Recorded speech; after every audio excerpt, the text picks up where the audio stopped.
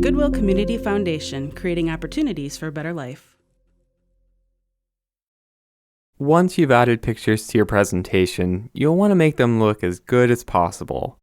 That could mean adjusting the color, or the brightness and contrast, or even just adding a border. Simply click a picture to begin, and then go to the Format tab. I'll start by cropping this picture. Click the Crop command, and these black handles will appear around the image.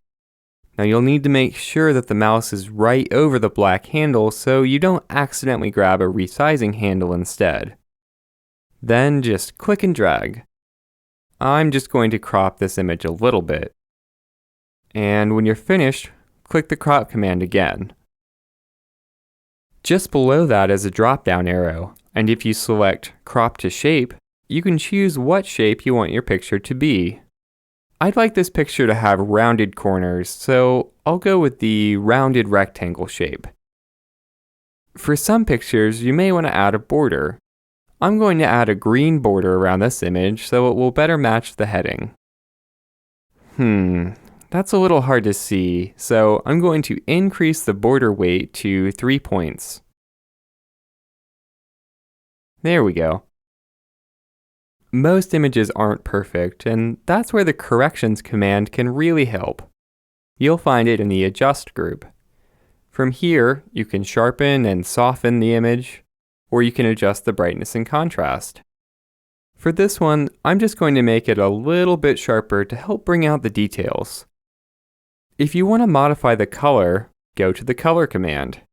Here you can adjust the color saturation, tone, or even recolor the image.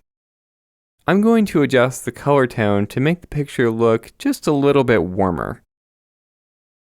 Alright, I think this picture looks pretty good now, so I'm going to go through and see if any of the other pictures need adjustments. This picture already looks really good, but I think there are a couple things we could do to spice it up. From the Format tab, go to Artistic Effects, and hover over the options until you find one you like.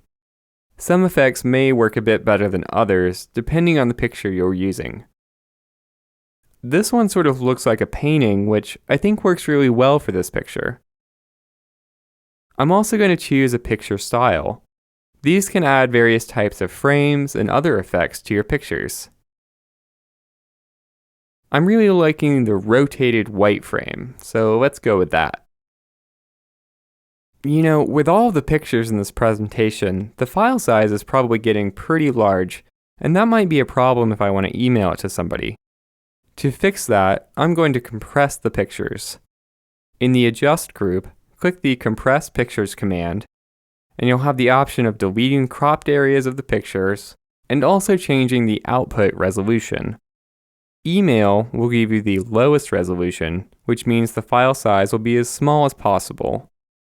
And in this case, I want to apply the changes to all of the pictures in the presentation, so I'm going to uncheck the box that says Apply only to this picture, and then click OK.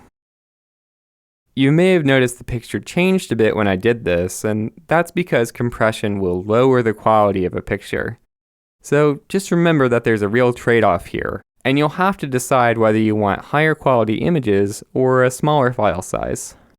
Okay, so now you know all the basics of formatting images in PowerPoint. Take some time to explore all these options to create great-looking pictures for your next presentation.